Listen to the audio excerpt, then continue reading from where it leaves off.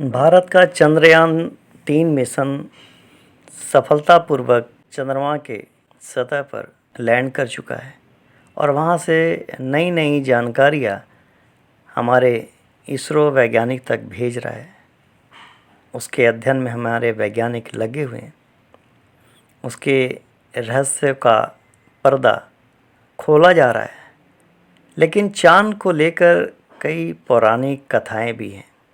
ज्योतिषी में चंद्रमा को मन का कारक माना जाता है। चंद्रमा माता से भी जुड़ा होता है। चंद्रमा का स्वभाव कहते हैं कि बेहद नर्म होता है। वहीं बृहस्पति सभी ग्रहों के गुरु हैं।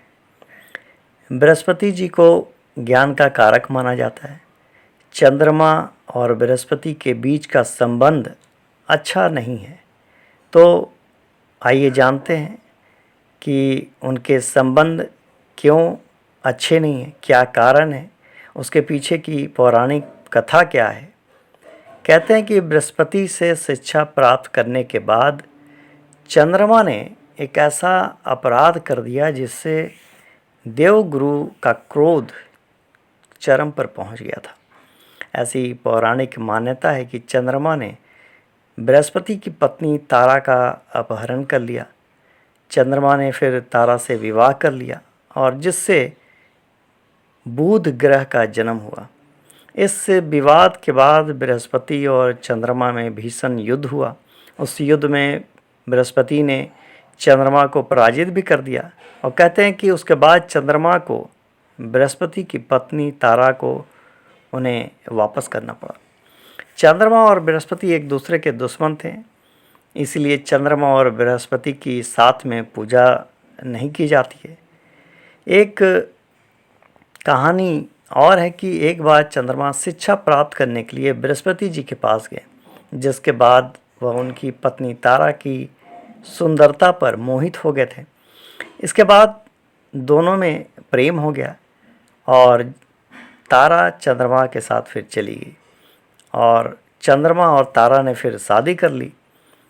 बृहस्पति इससे बहुत नाराज़ हुए। उन्होंने चंद्रमा से अपनी पत्नी लौटाने को कहा, लेकिन ना तो चंद्रमा राजी हुए और ना ही तारा भी बृहस्पति के पास जाने को राजी हुई।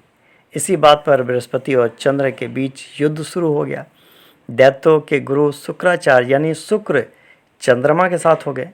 बलि चंद्रमा के ससुर थे, इस वास्ते वह भी चंद्रमा की सहायता को आ गए और असुरों के चंद्रमा के साथ हो जाने से देवताओं ने युद्ध में बृहस्पति का साथ दिया और गुरु शिष्य के बीच शुरू हुए झगड़े ने देवासुर संग्राम का रूप ले लिया।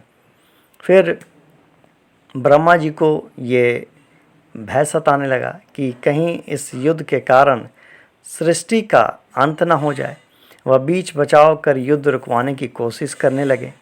ब्रह्मा जी ने फिर तारा को समझाया कि उसके प्रेम संबंध के कारण संसार खतरे में है, उसे बृहस्पति के पास चले जाना चाहिए। तारा फिर चंद्रमा को छोड़कर वापस बृहस्पति के पास चली गई। जब वो बृहस्पति के पास गई तब वो गर्भवती थी। बृहस्पति को पता चला तो उन्होंने तत्काल गर्भ त्याग को कहा। गर्भ त्याग से बालक का जन्म हुआ। चंद्रमा और बृहस्पति दोनों को बालक को प्राप्त करने की लालसा जागी। दोनों फिर बुध पर दावा करने लगे। एक बार फिर बृहस्पति और चंद्रमा में ठन गई। ब्रह्मा जी फिर बीच बचाव को आगे आए। उन्होंने तारा से पूछा कि यह बालक किसका है, लेकिन तारा ने कोई उत्तर नहीं दिया। आखिरकार अपने पिता के कहने पर बृहस्पति उस बालक को चंद्रमा को देने को तैयार हो गए। चंद्र ने बालक बुध को रोहिणी और कृतिका नक्षत्र रूपी अपनी पत्नियों को पालन पोषण के लिए सौंप दिया।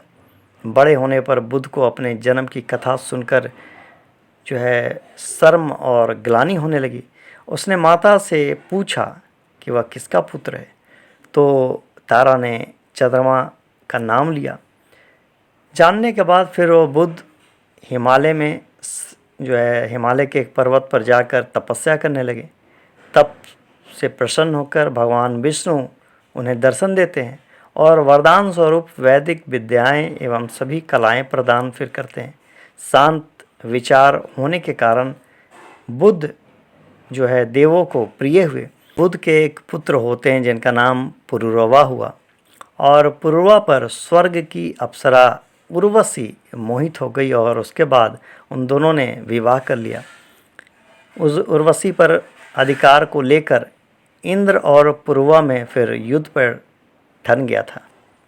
तो ये कहानी थी तारा, बृहस्पति और चंद्रमा की। इसी के साथ बहुत बहुत धन्यवाद।